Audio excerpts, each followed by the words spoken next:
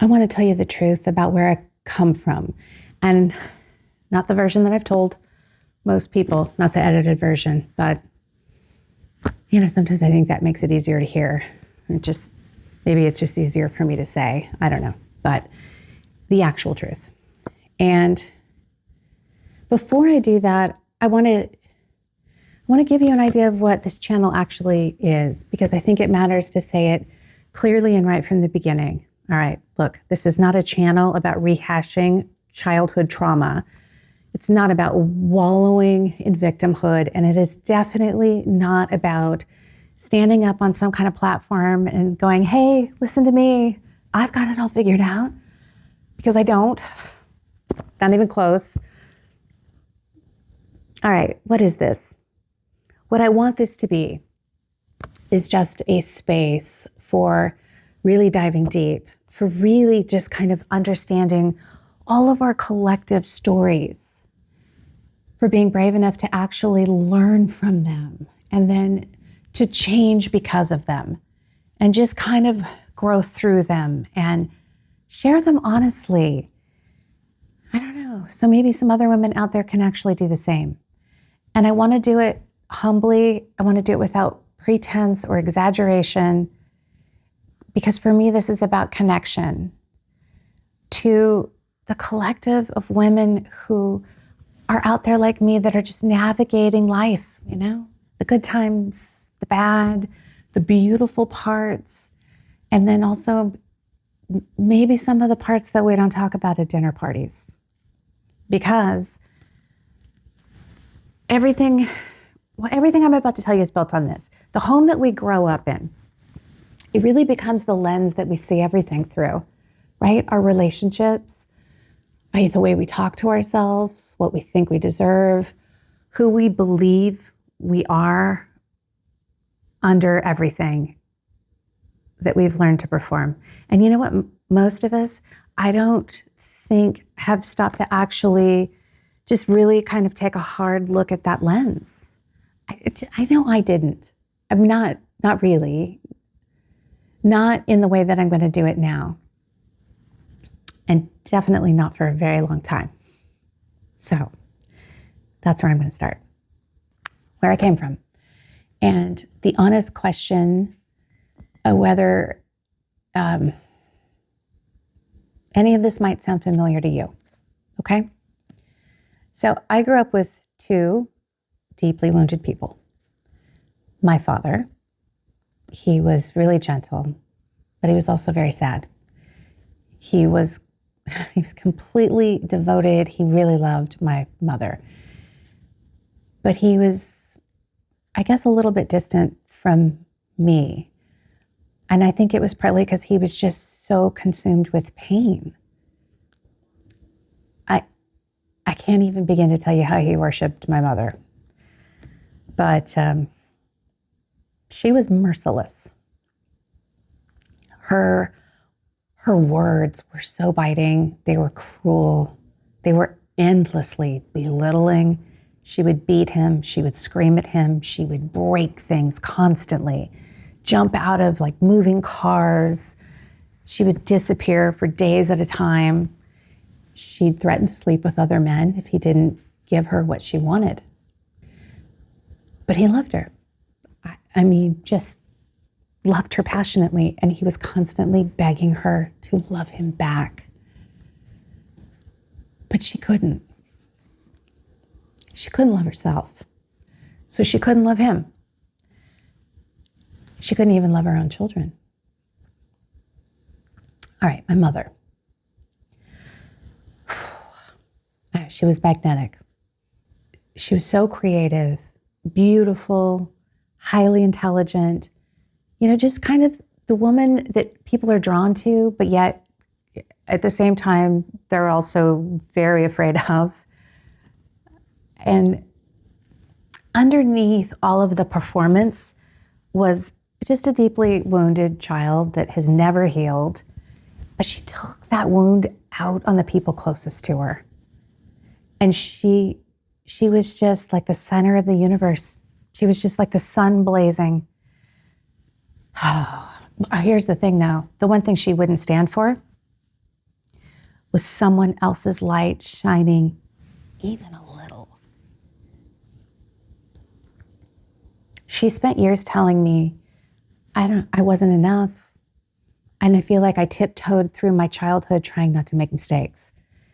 And I was constantly trying to hide from her stinging criticisms, her constant judgment, her wrath. And she made sure that I knew that nothing that I was, nothing I did, none of it was ever going to be good enough. That no one was coming for me, ever, because I was unlovable too. And whenever I did something well, okay, so maybe someone would praise me for something, or I would have an award or an accomplishment, she would make sure that I knew I was not that good, I was not that pretty, you're not that talented, you're not that smart, you're not that thin. She would pull that praise away because I didn't deserve it.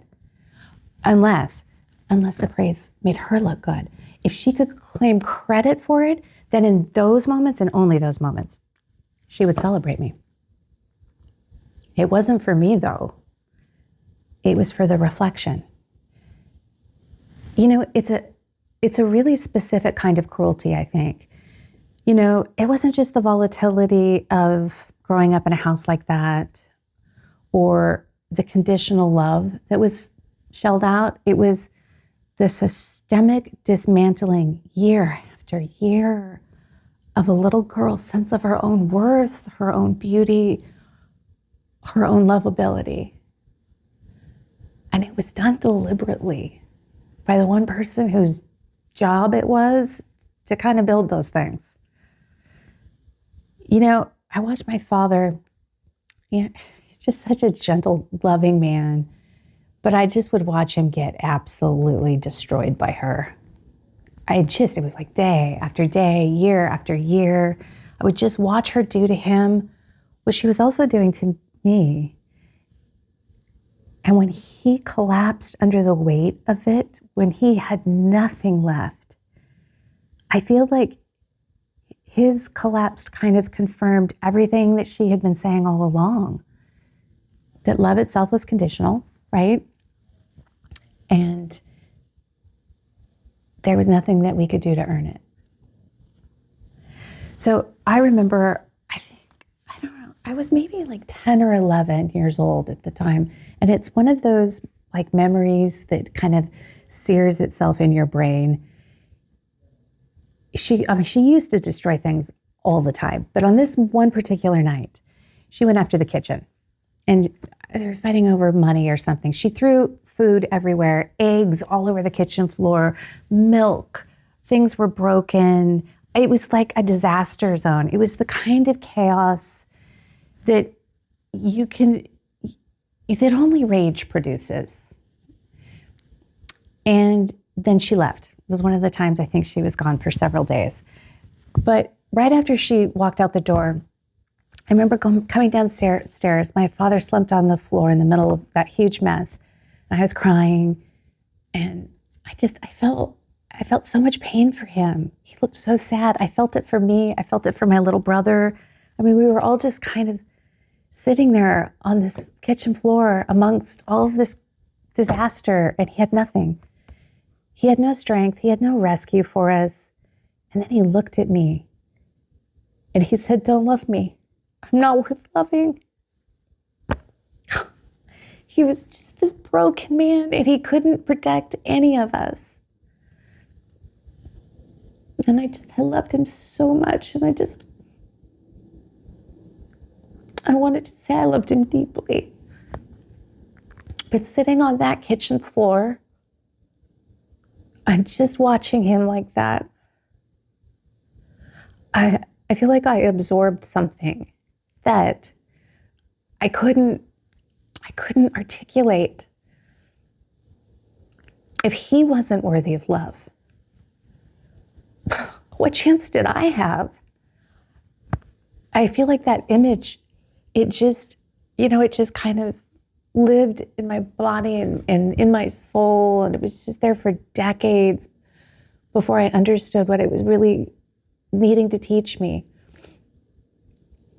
But here's what I did. I looked at her I looked at my mother and I decided, I am going to be the opposite of that. She never smiled. Well, I learned to smile all the time. She was really cruel. So I tried to make myself really soft. She was hard. So I became easy. She was impossible to please, impossible. So, okay, I make myself endlessly pleasing. I really leaned into disappearing like my father too. I was always trying to shrink. I was always trying to take up less space, trying not to be a problem, while at the same time performing the perfect image of what I thought was a good girl. I don't know. I just built myself in direct opposition of what I thought she was. But here's the tragedy of this. She was still the architect.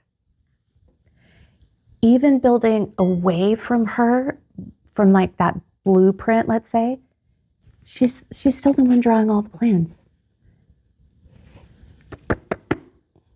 Okay, January 1985, I turned 14. In February that year, a month later, my father died by suicide. I didn't cry at his funeral. I remember a lot of people had opinions about how unemotional I seemed, how cold. But I don't think it was coldness. I was numb. I was furious. He left me.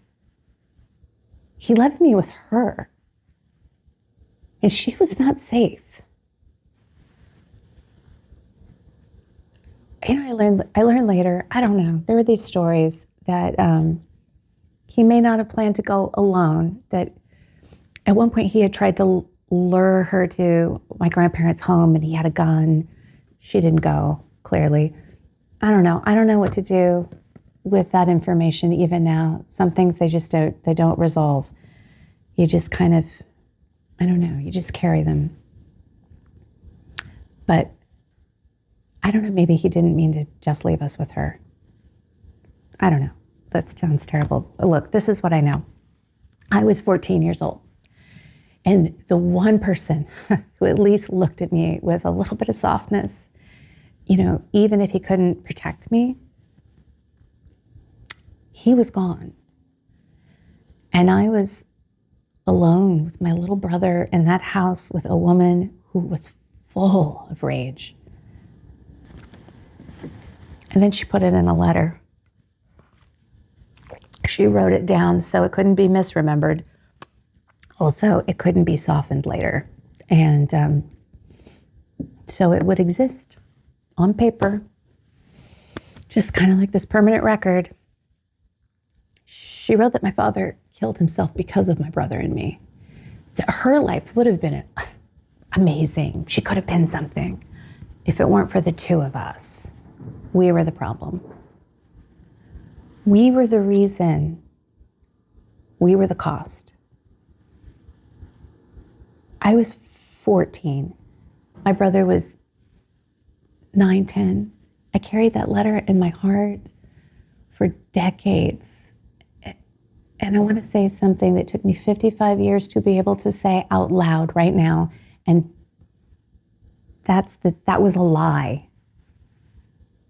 A deliberate, very calculated lie written by a woman who could not face her own pain, and she needed somewhere to put it.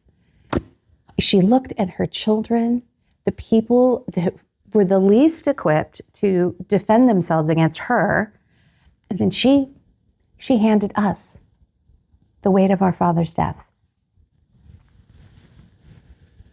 My father did not die because of us, and I know that.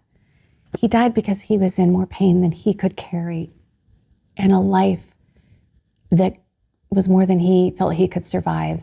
We were not the reason. We were never the reason.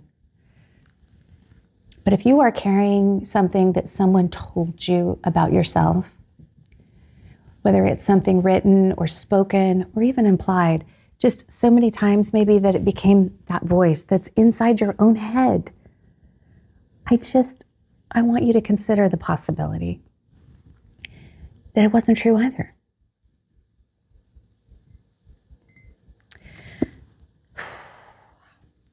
Okay, a few weeks after he died,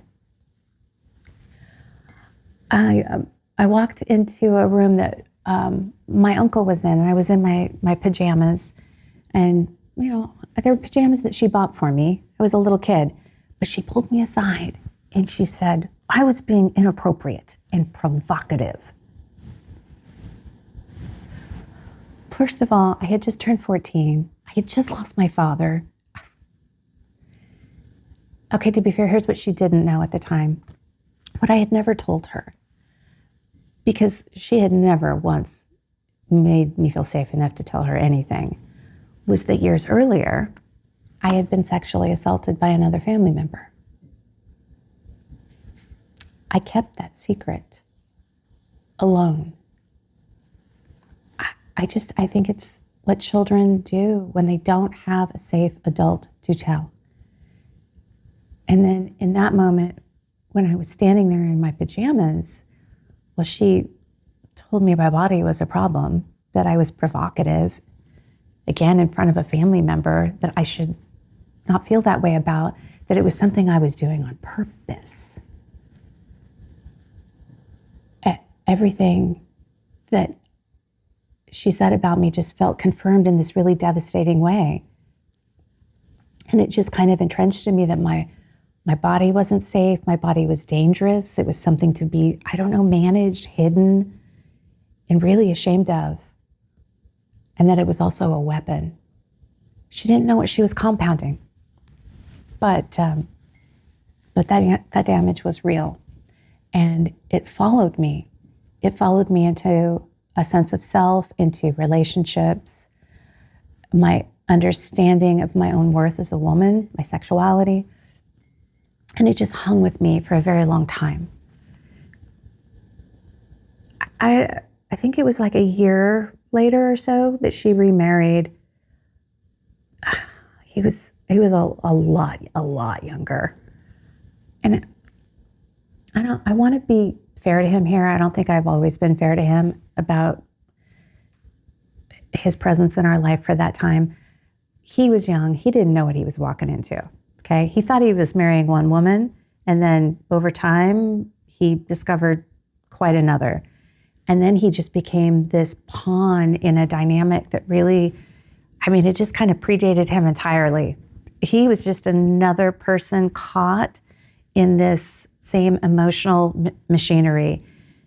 And I'm sure that he was his own wounded soul navigating things he didn't have tools for.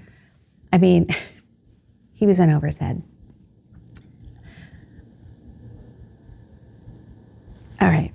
So a few years later after that, I was really early in my senior year of high school. I was thrown out of the house onto the street. And I had no safety net, and not one family member stepped in. Not one of them said, I see you, I got you, you're going to be okay. So I don't know, what do you do as a kid? For me, I tried to just be that person for myself. And I built a version of myself that could survive anything. And I told myself that is strength.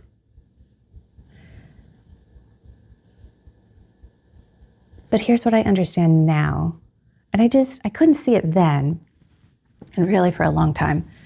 And it's that I absorbed both parents, right? So from my mother, I absorbed the words, not worthy, not enough, not loved, no one coming for me.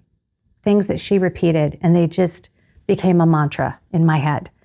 And then from my father, I absorbed his collapse, that confirmation that what she was saying was true, and that we weren't lovable, that even my father, who gave everything to her, to us as a family. Just, he worked so hard to provide for us. None of it was ever enough.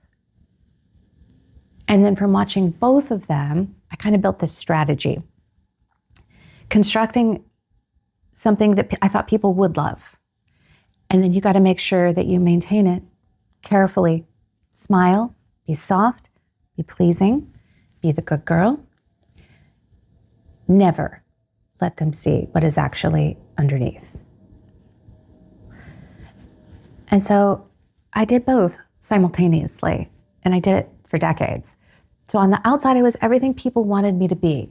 I was capable, warm, impressive, and I think a woman that a lot of people held in their hearts. And then on the inside, though, we're running all of those voices just quietly and persistently. You're not worthy of any of this. They don't actually know you. And if they did, they would leave. I went looking for love in all the wrong places. And then I chose people that felt familiar, which, meant people who couldn't fully show up sometimes because, that's what love had always looked like. And then I met a boy. I got married. I had children. I had 3 sons who I love beyond words, beyond language, beyond anything I can adequately express. But I was lost. Because really, no one had ever shown me how to be a wife, how to negotiate a marriage, how to be a mother without being armored up. And I was doing my best with a really crappy set of tools that were designed for surviving my childhood, but they weren't good tools for building a life. The depression that kind of lived under everything, it really started to get loud. The panic attacks, the anxiety, my parents' voices, everything just kept hitting me. I'm not worthy of love. I'm weak, I'm broken, I'm ugly. Everyone would be better off without me. I eventually did things that hurt people that I love. I sabotaged what I had built, and I don't think I necessarily did it consciously. It wasn't like it was with intention, but some part of me believed I didn't deserve it. That really it was only a matter of time before they saw the truth of who I really was. I left my marriage. And I didn't fight for the boys. I didn't fight for any of it, anything. And I just told myself, I'm doing the right thing for them. But I also really believed it was my punishment. That walking away from everything, the house, the marriage, the money, my job, my children, that's what I deserved for being who I was. That's what happens. Man, when those voices run unchecked, they don't just make you feel unworthy. They make you act on it. All right, okay. The point of this, and I guess what I'm wondering is, if any of this sounds familiar to anyone else, and maybe not in the same form, maybe there's no violence in your home. I mean, maybe from the outside, everything looked completely fine, but maybe there was a voice. Maybe there's that quiet, persistent whisper that was telling you that you weren't quite enough, you weren't quite worthy. Maybe that you were one mistake away from being found out or just being left. And maybe you've spent years being impressive to everyone around you. while at the same time being quietly, completely unavailable to yourself. And maybe you've made some choices you don't fully understand. Chosen people who couldn't show up, stayed in situations that diminished you. I mean, maybe you walked away from things that you deserved. Maybe the voice that ran through your parents is the same voice that's running through you right now. And I just want to say, I don't think it's weakness. I just think it's what happens when a child absorbs everything around her because she has no other choice. She becomes what she survived. And then the question is, does she have to stay that way? A little over 2 years ago, my mother showed up. 35 years later, she's homeless, angry, alone, still fully herself, okay? Same woman, same patterns, and she is still fully capable of the same damage. But I couldn't leave her on the streets. And I want to be honest about the decision and what that cost me, because when it first happened, it wasn't grace, at least not yet. It was obligation, it was fear, and I don't know, probably a bunch of other things that I still can't quite name. I just knew I had to protect myself, but while helping her at the same time.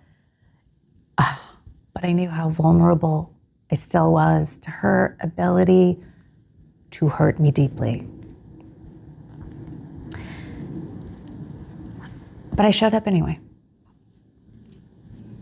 I don't know, somewhere in the middle of navigating that situation, somewhere between trying to protect myself and then still choosing to help her, I picked up the Bible.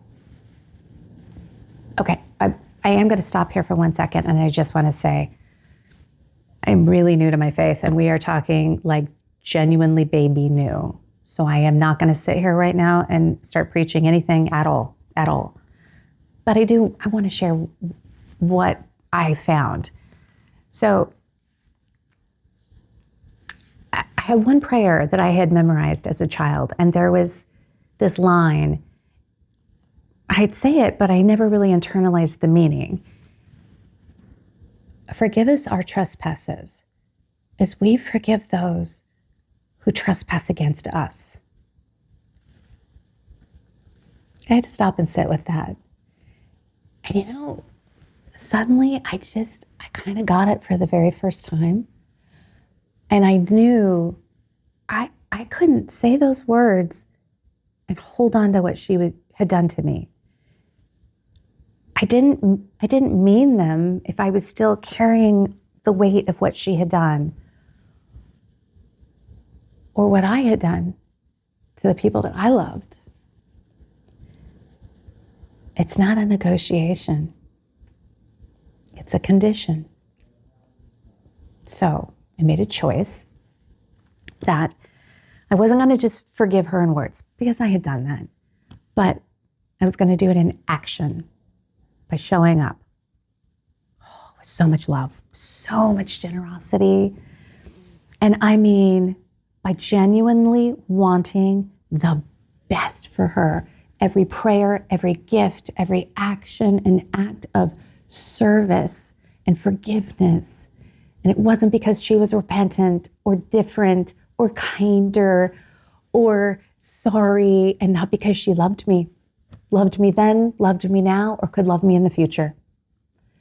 But because I finally understood that I could only forgive myself to the extent that I was willing to forgive her.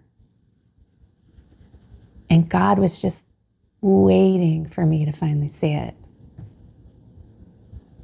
And then once I felt that real forgiveness, once I was actually willing to put all of that stuff down, I was just able to finally begin the work of forgiving myself.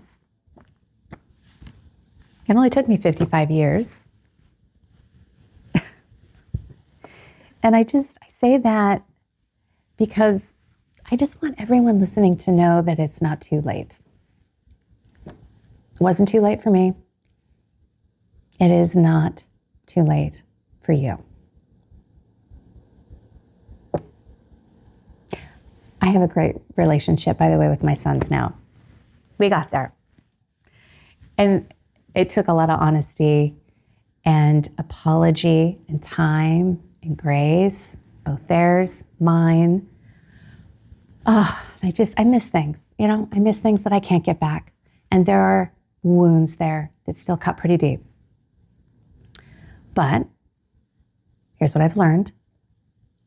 I don't get to fix the past. I can only fix today. And then each day that follows.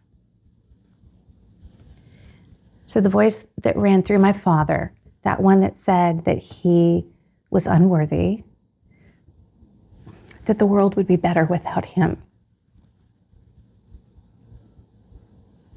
That voice ended with him, and not because he chose to end it, but because I finally saw it clear enough to choose differently for myself. So that's what this channel is about. It's not fixing everything. It's definitely not having it all figured out. It's just seeing the lens clearly enough to make a different choice moving forward, and doing it today and doing it again the day after that. I'm Deb Gorpenko. This is Beauty, Brains, Bubbly, Uncorked. And I just want to say welcome.